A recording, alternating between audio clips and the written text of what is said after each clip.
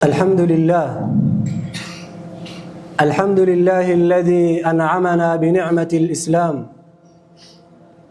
والحمد لله الذي هدانا بالإسلام، والحمد لله الذي أرسل محمدا بدين الإسلام ليظهره على الدين كله ولو كره الكافرون.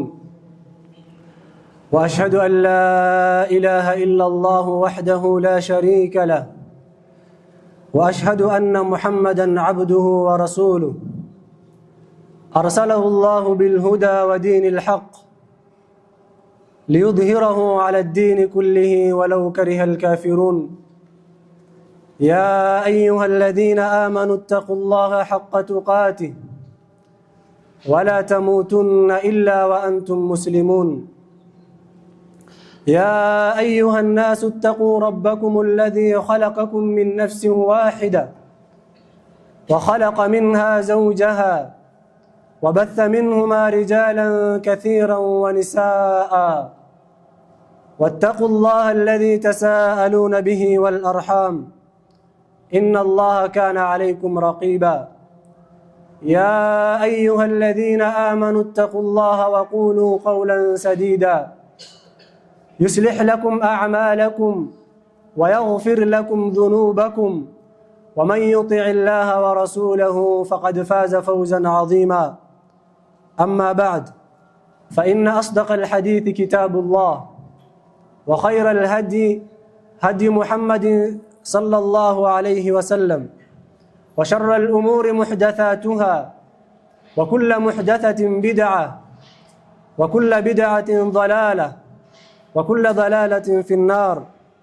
أيها المسلمون، أوصيكم ونفسي بتقوى الله عز وجل. ومن يتق الله يجعل له مخرجا ويرزقه من حيث لا يحتسب. بعدكم حميدي الله سبحانه وتعالى na kumtakia rehma na amani kipenzi chake mtume wetu Muhammad salawatu rabbi wa salamuhu alayhi. Wapendwa waumini, tumcheni Allah subhanahu wa ta'ala kwa kufanya yale ambaye alitaka tufanye na kuepukana na yale ambaye Allah subhanahu wa ta'ala ametukataza. Na atakayekuwa na takwa katika Waislamu basi ameahidiwa maisha mazuri hapa duniani na kesho akhera. Ndugu wapenzi katika imani, siku moja katika mji wa Mtume sallallahu alayhi wasallam, bali katika msikiti wake, والحديث أخرجه أحمد في مسنده، وقال المنذري صحيح رواه أحمد على شرط إمام مسلم وإمام بخاري. حديث يا أنس بن مالك رضي الله عنه سمع: كنا جلوس مع النبي صلى الله عليه وسلم في مسجدي. Anasema siku moja tulikuwa tumekaa pamoja na Mtume sallallahu alayhi wasallam ndani ya msikiti wake. Kisha akasema Rasul sallallahu alayhi wasallam: yatla'u alaykum rajulun min ahli aljanna. Ataingia msikitini sasa hivi mtu wa ahlul janna. Anasema tukangoja tuone ni nani ambaye atakayeingia msikitini. Akaingia rajulun min al-ansar, akaingia mmoja katika maansar, na katika hali ya udhu, madevu yake bado ina maji ya udhu. Asema tukaona kwamba huyu mtu amefaulu. Kisha siku ya pili ya Rasul sallallahu alayhi wasallam akasema ataingia mtu wa janna msikitini sasa hivi. Asema tukangoja tuone ni nani aliyoingia. Akaingia yule mtu ambaye aliingia jana. Kisha siku ya tatu Anas ibn Malik anasema tumekaa pamoja na masahaba, miongoni mwao akiwa ni Abdullah ibn Amr ibn al-As. Asema ataingia mtu wa ahlul janna msikitini sasa hivi. Kuangalia ni yule mtu ambaye aliingia jana na yule mtu ambaye aliingia juzi. Masahaba ridwanullahi alaihim wakawa na hamu ya kutaka kujua huyu mtu ana siri gani. Mtu kupata bishara ya janna siku 3 inafuatana, huyu mtu ako na siri gani?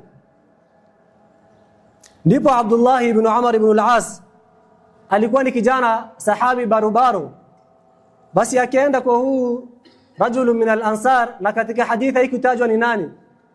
Akamwambia, bana, mimi nina shida na baba yangu amenifukuza nyumbani, akanambia na hapa nisikuje kwake siku 3, kwa hivyo naomba mahali ya kulala. Na lengo lake Abdullah ibn Umar ibn al-As haikuwa ni kusema uongo.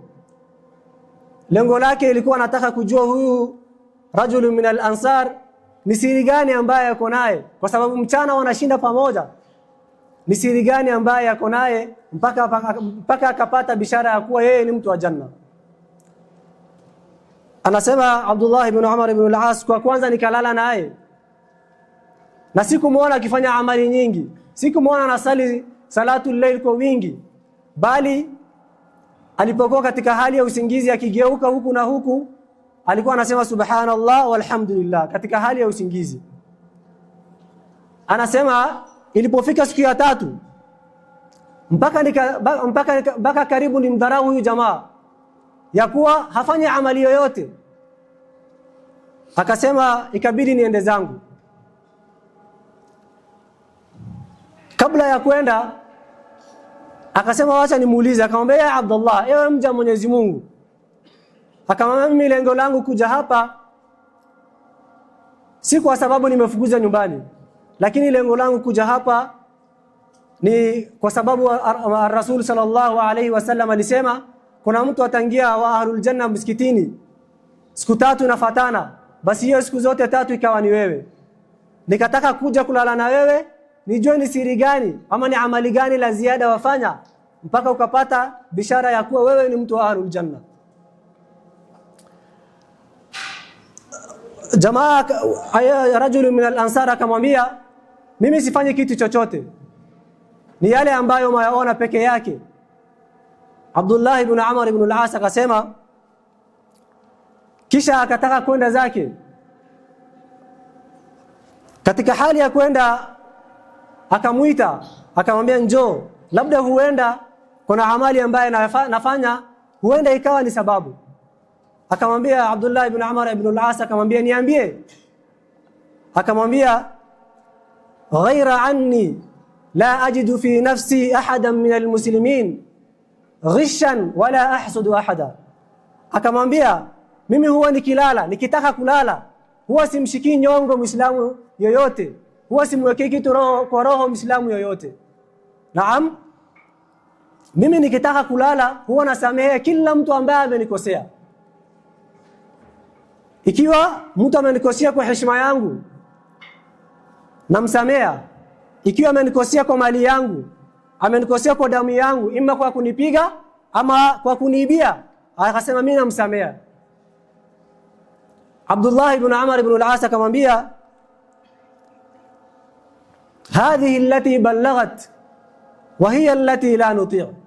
Akamwambia hii ya kusamea watu kila siku kabla hujalala na kusema nimesafisha moyo wangu kabla hujalala, basi hii ndio imekufikisha wewe hapa na imetushinda sisi leo. Ndugu wapendwa katika imani, hadithi hii inatufundisha kwamba mwanadamu anapotaka kufaulu katika maisha yake ni lazima awe tayari kusameheana. Na kusamehea mtu si kitu rahisi katika nafsi yako, lakini nafsi haitaki, lakini akili inakubali ya kwamba ukimsamehea mtu Mwenyezi Mungu Subhanahu wa Ta'ala anakusamehea wewe, na ukimwonea mtu huruma vile vile Allah Subhanahu wa Ta'ala anakuonea huruma. Mwenyezi Mungu Subhanahu wa Ta'ala anatuambia, anawasifu wale ambao wako na tabia ya kusamehea watu, alladhina yunfiquna fi sarra'i wad-dharra wal-kadhimina al-ghayza wal-'afina 'anil nas wallahu yuhibbul muhsinin. Allah Subhanahu wa Ta'ala anasema wale ambao wanatoa mali yao katika hali ya dhiki na katika hali ya faraja, biashara ikuwa nzuri ama biashara ikuwa mbaya, wanatoa mali kwa ajili ya Allah Subhanahu wa Ta'ala. Wal kadhimina al-ghayza, na wale ambao wanapokosewa wanajaribu kuficha kwamba wamekasirika, wanajaribu kuficha hasira yao. Wal afina 'anil nas, na yule ambaye yuko tayari kusamehe mtu kwa ajili ya Allah subhanahu wa ta'ala. Wallahu yuhibbul muhsinin, na Allah subhanahu wa ta'ala huwapenda wale ambao wanafanya mema. Idhan unapokuwa na tabia ya kusamehea watu, basi ni sababu ya Allah subhanahu wa ta'ala kukupenda. Kando na hayo, unaposamehea watu unakuwa na sifa ya takwa. Allah anasema wa anta afu aqrabu littaqwa. Unaposamehea mtu amekukosea, unamsamehea, basi unakuwa karibu na ucha Mungu. Yani unafikia daraja ya takwa. Mwenyezi Mungu subhanahu wa ta'ala anatuamrisha tusameheane. Waliyafu waliyasfahu. Mwenyezi Mungu subhanahu wa ta'ala anabainisha kwamba ukimsamehea mtu, basi malipo yako iko kwa Allah subhanahu wa ta'ala. Mtu akikukosea, sheria ya Kiislamu imekupa haki ya kulipiza kisasi. Wajazaa sayyi'atin sayyi'atun mithluha. Mwenyezi Mungu subhanahu wa ta'ala anasema malipo ya mtu anayekukosea kwa maovu na makosa anayokufanyia kwa dhulma ama kwa aina nyingine yoyote, basi sheria ya Kiislamu haijakukataza kulipiza kisasi. Lakini Mwenyezi Mungu subhanahu wa ta'ala anakuonesha njia bora. Faman afa wa aslaha fa ajruhu ala Allah.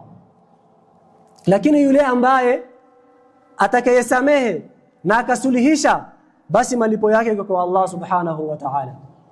Ndugu zangu katika imani, sheria ya Kiislamu vile vile inatuhimiza tuwe ni wenye kusamehea wanaotukosea.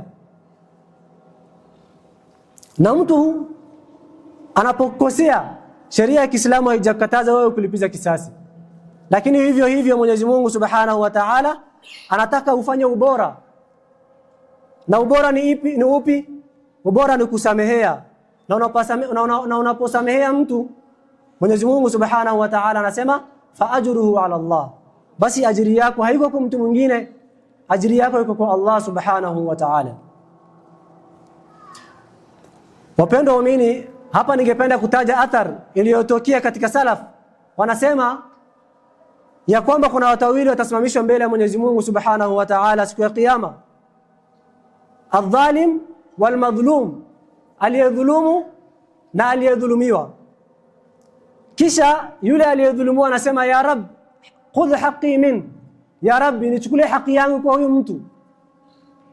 Kisha Allah subhanahu wa ta'ala, huyo mtu alipokuwa duniani, huyo dhalim alipokuwa duniani, alijaribu alimrudia Allah subhanahu wa ta'ala, alimtubia Allah subhanahu wa ta'ala. Kabla kufa kwake alijaribu kurudisha haki za watu wote. Kisha Allah subhanahu wa ta'ala anamwambia huyu aliyedhulumiwa, huyu mtu hana thawabu, kila kitu yake imeisha.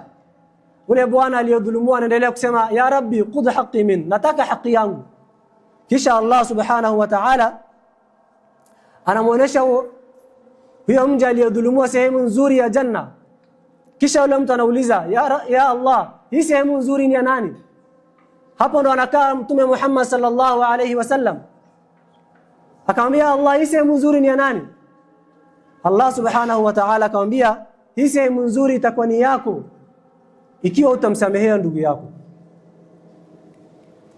Kisha akasema ya Rabbi afautu min, ya Rabbi nimemsamea. Allah subhanahu wa ta'ala anamwambia shikaneni mkono pamoja na muingie janna. Ndugu Muislamu, Mwenyezi Mungu subhanahu wa ta'ala anatuhimiza kando na kuwasamehea waliotukosea, bali yule ambaye anayekukosea umfanyie wema. Wala tastawi alhasanatu wala as-sayyi'a idfa' billati hiya ahsan fa idha alladhi baynaka wa baynahu adawatun ka'annahu waliyyun hamim wama yulaqaha illa alladhina sabaru. Mwenyezi Mungu subhanahu wa ta'ala asema maovu na mazuri haitakuwa sawa. Hakuna siku maovu na mazuri itakuwa sawa. Idfa' billati hiya ahsan, aliyekukosea, aliyekudhulumu na bado anaendelea kukosea, Allah subhanahu wa ta'ala anakuambia wewe mlipe kwa kumfanyia wema. Haitakuwa sawa, lakini wewe fanyaje? Mlipe kwa kumfanyia wema. Fa idha alladhi bainaka wa bainahu adawatun ka'annahu waliyyun hamim, pindo utakapoona yule ambaye anayekufanyia uadui, yule ambaye anakukosea, kaannahu waliyun hamim, ameanza kuwa rafiki wako wa karibu, ameanza kuwa mpenzi wako, anakutakia khairi. Lakini bado Mwenyezi Mungu Subhanahu wa Ta'ala anabainisha ni nani huyu mtu ambaye anaweza kumbadilisha adui yake awe rafiki yake. Wama yulaqaha illa alladhina sabaru. Mwenyezi Mungu Subhanahu wa Ta'ala anasema hawafikii daraja hii ya kumbadilisha mtu aliyekuwa adui yako awe rafiki wako, isipokuwa mtu ambaye alijipamba na sifa ya subra. Usione kwamba ukimsamehea mtu utakuwa umejidhalilisha. Usione kwamba ukimsamehea mtu utakuwa umejiweka level ya chini. Bali Mtume sallallahu alaihi wasallam anasema Mwenyezi Mungu Subhanahu wa Ta'ala anakupatia izza. Na hapa si hapa duniani peke yake, hata kesho akhira. Asema Mtume sallallahu alaihi wasallam wal hadith في صحيح الترغيب حديث عبد الرحمن بن عوف رضي الله عنه قال النبي صلى الله عليه وسلم ثلاث والذي نفسي بيده. Mtume sallallahu alaihi wasallam anasema watu watatu ama mambo matatu, na hapa kwa yule ambaye nafsi yangu imo katika mkono wake ambaye ni Allah Subhanahu wa Ta'ala, na hapa kwa Allah Subhanahu wa Ta'ala in kunta alhalifan alayhinna, basi ikiwa anasema Rasul, ikiwa nitaapa basi naapa kwa haya mambo matatu. Ya kwanza, la yanqusul malu min sadaqatin fatasaddaqu. Mtume sallallahu alaihi wasallam anasema naapa ya kwamba mali ya mtu haipungui kwa kutoa sadaka. Fatasaddaqu, kwa hivyo toeni sadaka. Mali yako haitapunguka kwa kutoa sadaka. Ya pili akasema la yafu abdin anil madlama.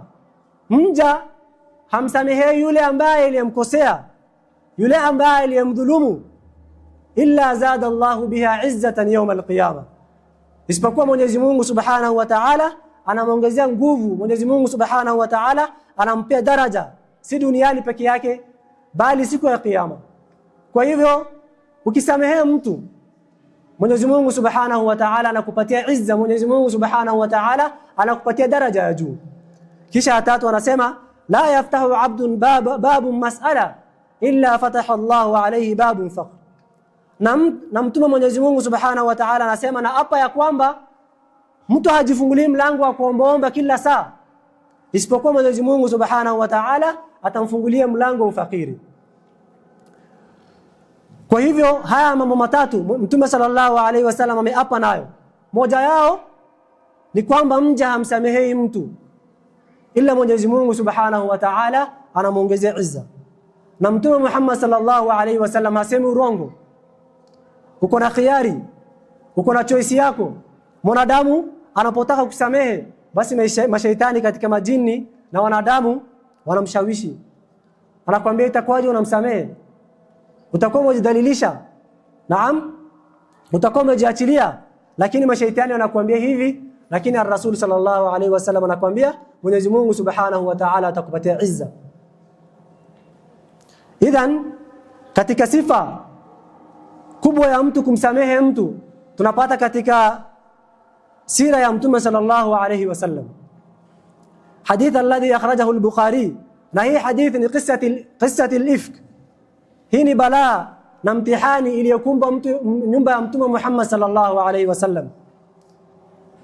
Mtume sallallahu alaihi wasallam ilikuwa ni kawaida yake anapoenda safari alikuwa akichagua katika wake zake. Na yeye mwenyewe alikuwa hasemi nitaenda na fulani ama fulani. Alikuwa akiwekea kura ule ambaye anashinda kura na anaenda naye. Na hiyo siku ikawa ni siku ya Aisha radhiallahu anha kwenda na yeye katika mapambano ya Bani Mustaliq. Kwa hivyo Aisha radhiallahu anha alipochaguliwa kwenda kufuatana na Rasul sallallahu alaihi wasallam, akaenda akamwomba dada yake mkufu ili ajipendeze naye kwa Rasul sallallahu alaihi wasallam.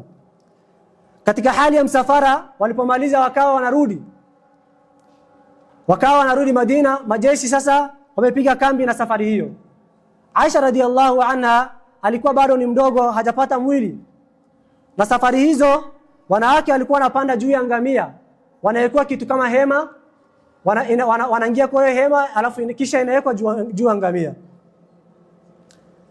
Aisha anasema tulipofika pahali majeshi walikuwa, tukasimama pale.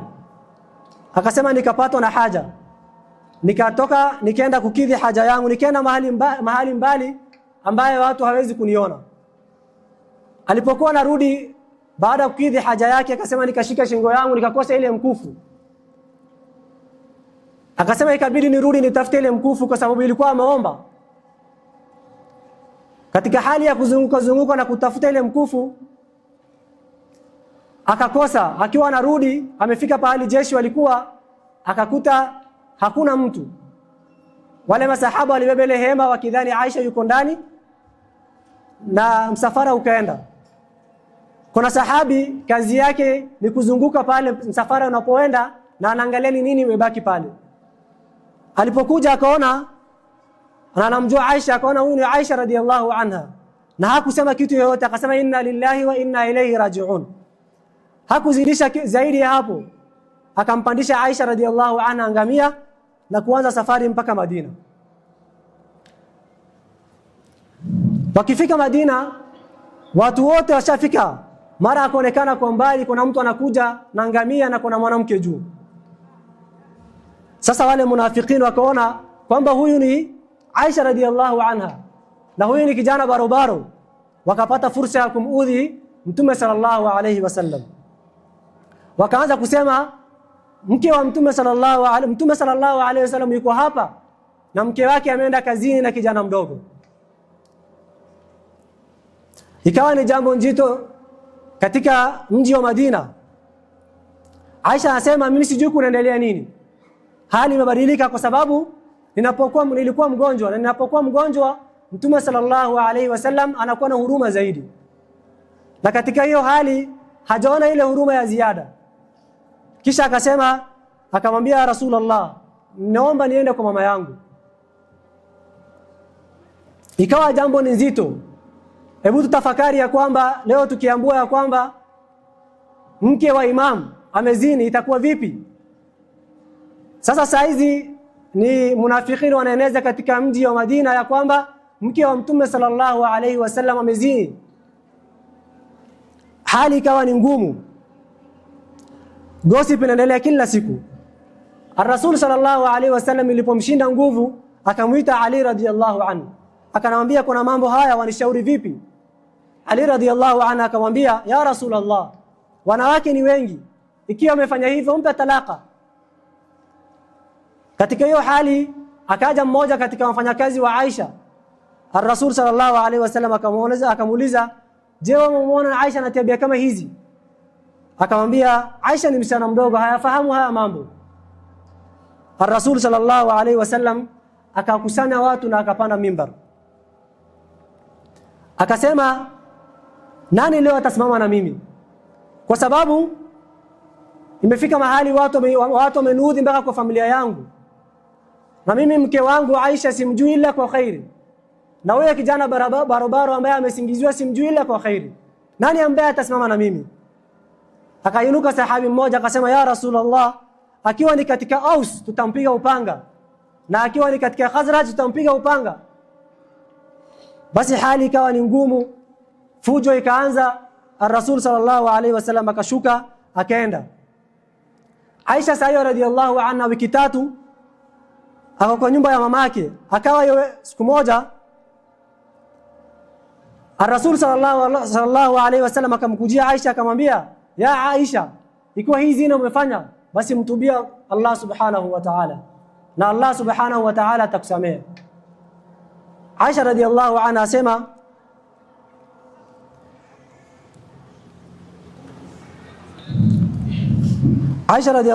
asema, nikalia sana mpaka nikashinda kuvumilia. Na Aisha radhiyallahu anha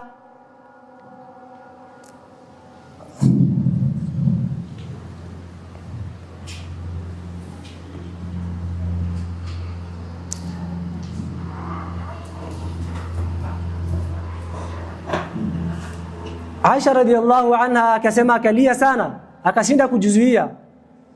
Kisha baada ya muda mfupi ikashuka wahi, wakamwona Rasul sallallahu alaihi wasallam anatetemeka hali ya kutoka jasho.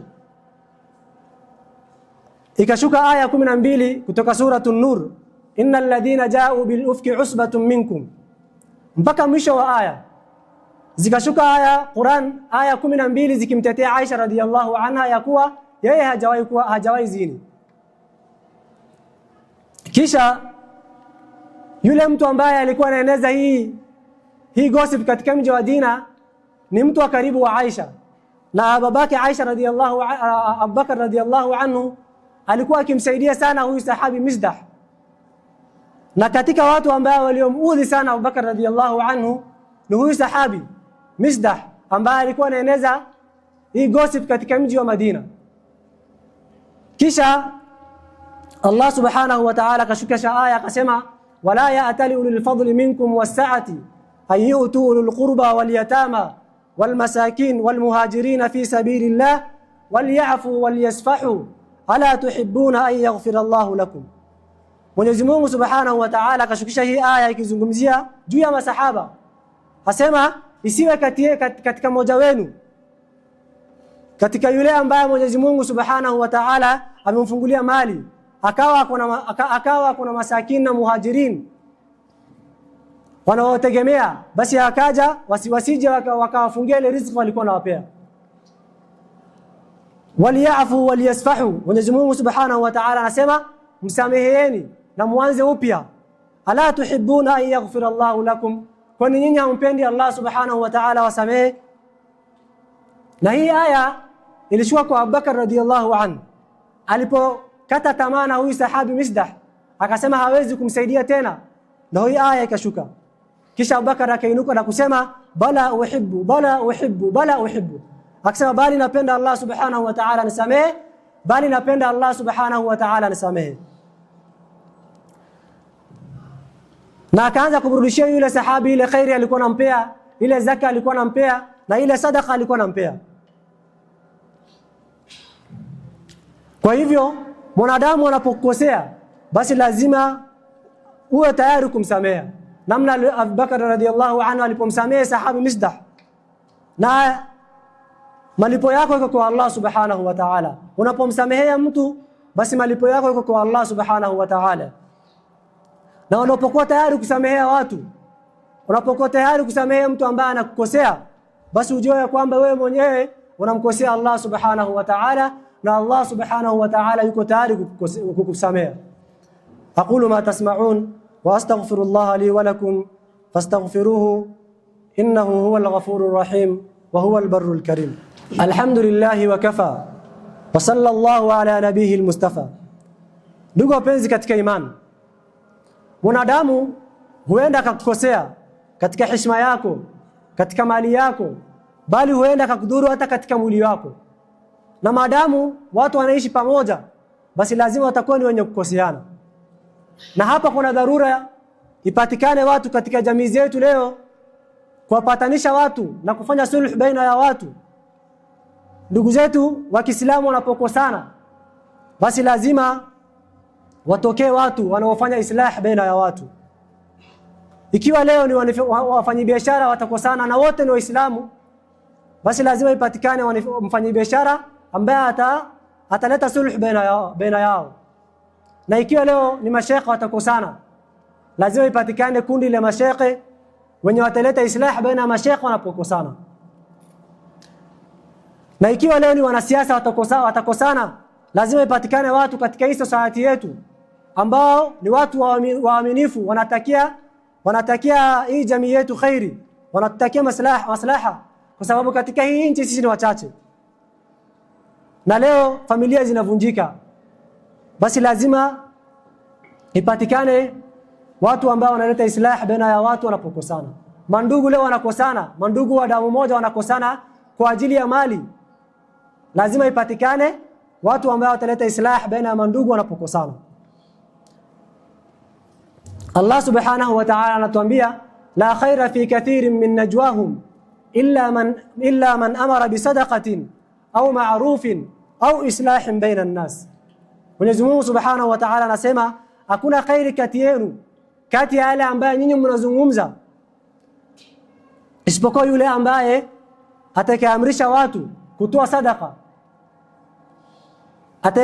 atakayeamrisha watu kufanya mema na atayepatanisha watu wawili wanapokosana.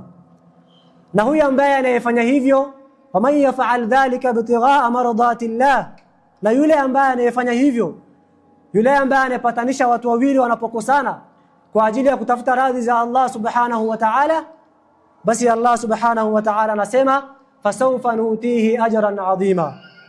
Mwenyezi Mungu subhanahu wa ta'ala anasema nitamlipa malipo makubwa.